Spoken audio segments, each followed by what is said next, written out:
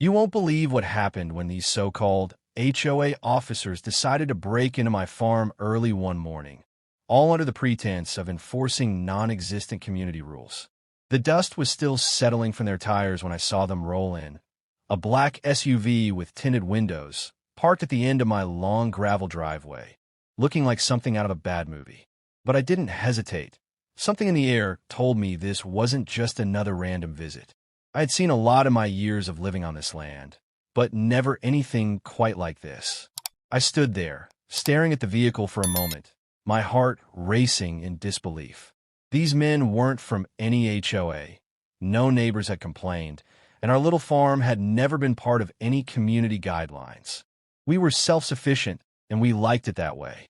Yet, here they were, two strangers in suits, trying to walk right onto my property like they owned it, like they had the right to tear apart everything I had worked for. They came with no badges, no formal identification, no paperwork, just a lot of attitude, as if I were supposed to roll over and comply. I knew something wasn't right, and that gut feeling only grew stronger as they walked straight toward the barn, ignoring my attempts to question their presence. I had to act fast. They were trespassing, no doubt about it, but the real kicker was that they didn't even know who they were dealing with. The only reason I hesitated for even a second was because I couldn't be sure, was this some twisted prank, or was something more sinister at play? I rushed to the barn, making sure to lock the back gate behind me, just in case they tried to sneak into areas they didn't belong. But I knew one thing for sure. I couldn't just let them wander around unchecked. My land was my kingdom, and no one, not even these so-called HOA officers, would violate that. It didn't take long before I decided the only way to deal with them was to let my bull Brutus loose. He wasn't just any bull. Brutus had a reputation for being the most protective animal on this farm, and he knew exactly what to do when someone threatened his territory. My father had always told me, if anyone ever comes on your land uninvited, show them who's boss. As I walked toward the pen, Brutus lifted his massive head, his eyes locking onto mine. He could sense the tension, just as I could. I grabbed the bucket of feed, and he trotted over, snorting and eager.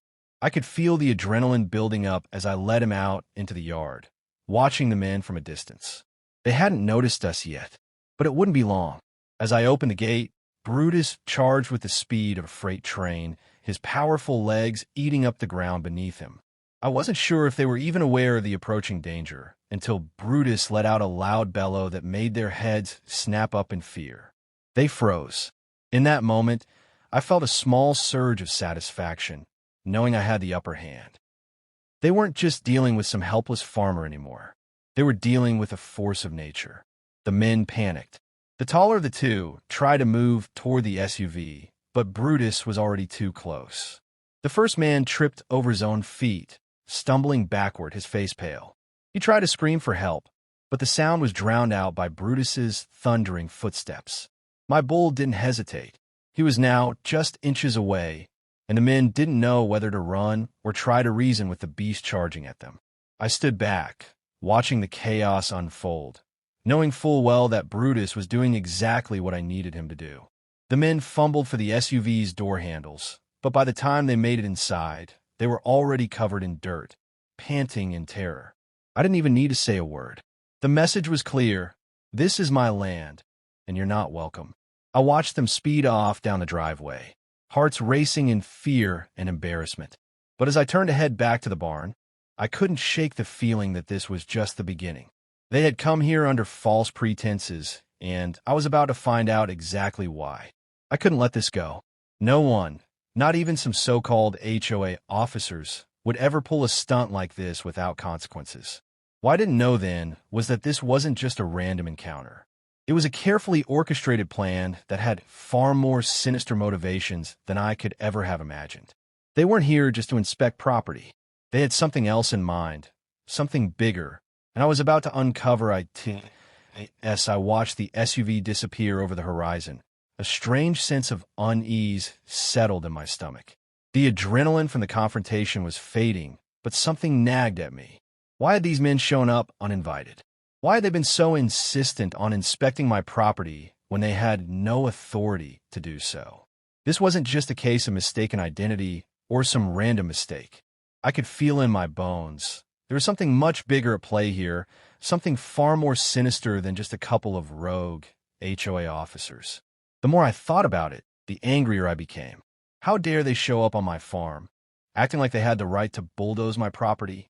But it wasn't just the invasion that troubled me. It was the way they acted, like they knew something I didn't. They had arrived in the dead of morning, when the farm was still quiet, and there was something about the way they moved, so methodical, that made it clear this wasn't a one-time occurrence. They'd done this before. I could feel the creeping suspicion turning into certainty, and I knew I had to get to the bottom of it. The idea that they might return kept me up that night, the image of their SUV still fresh in my mind. What if they came back, and this time they brought reinforcements? I couldn't let that happen. The next morning, I went straight to town, determined to get answers. I needed to find out who these men were, where they'd come from, and why they felt so entitled to invade my land. I stopped by the county office and asked about any HOA or community groups that might have jurisdiction over my farm. The clerk, an older woman who'd been working there for years, gave me a puzzled look. "There are no HOAs in this area," she said. "This is an unincorporated part of the county. You're not under any HOA rules here, not unless you're part of a very specific neighborhood. But there's nothing like that around here." My heart sank. That confirmed it. These men had no right to be here, no authority to inspect my property. They had acted like they were above the law, but in reality, they were just trespassers. I knew right then that I couldn't let this go. They'd crossed a line, and I wasn't about to let them get away with it. I needed to find out exactly who they were, why they'd been on my property, and most importantly, who had sent them.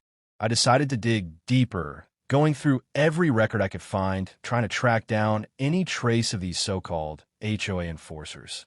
I spent the entire day calling around, asking questions, and digging into public records, but it wasn't until I reached out to an old friend from the city that I got my first real lead. My friend, a lawyer, had connections to some of the more powerful figures in the state, and after I explained what had happened, she promised to look into it for me. The next day, she called back with some chilling news. "I did some digging," she said, her voice serious. "Those men weren't from any HOA. They were hired mercenaries." My stomach dropped. "Mercenaries?" I repeated, trying to make sense of what she was saying. "What do you mean?" She explained that there had been rumors circulating in the city about a shadowy group of hired enforcers who specialized in carrying out covert operations for powerful individuals and corporations. They weren't your typical law enforcement or HOA officials. These men worked in the shadows, carrying out tasks that require discretion and a lack of official paperwork. In other words, they did the dirty work that no one else would touch. The more I listened, the more I realized how deep this went. It wasn't just an issue of property rights. Someone had intentionally sent these men to intimidate me, to scare me into submission. But who? The answer came quickly, like a slap in the face. The only people who would want to send mercenaries after me were the ones who stood to gain the most from forcing me off my land. And there was only one person who fit that bill: Henry Caldwell. Henry was a wealthy real estate developer who had been trying to buy up all the surrounding farms for years. His goal was simple: consolidate the land and build a sprawling resort complex that would rake in millions. He'd been eyeing my property for months, offering me ridiculous sums of money to sell, but I wasn't interested. My land wasn't for sale. But now, it seemed clear that Henry had decided to take a more aggressive approach. He'd hired these mercenaries to intimidate me, to force me into selling.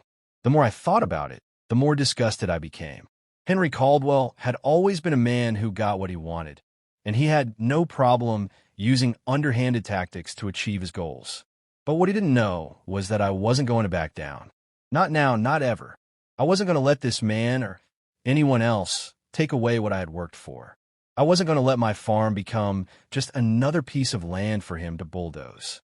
The idea of him destroying everything I had built made my blood boil, and I knew it was time to take action.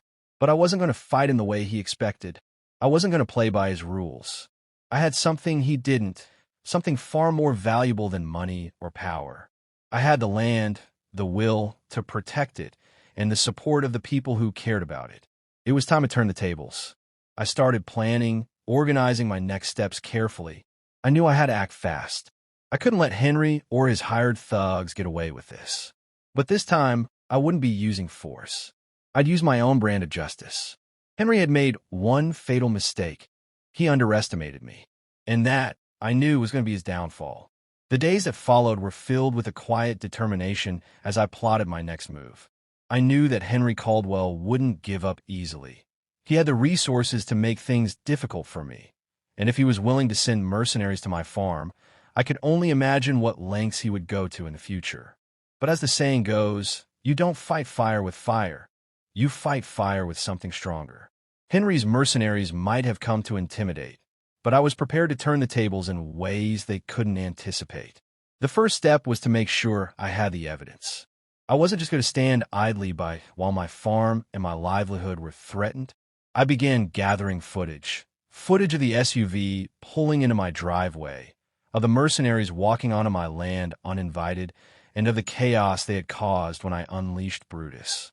I made sure everything was recorded, from the very first moment they set foot on my property to the very last second of their retreat.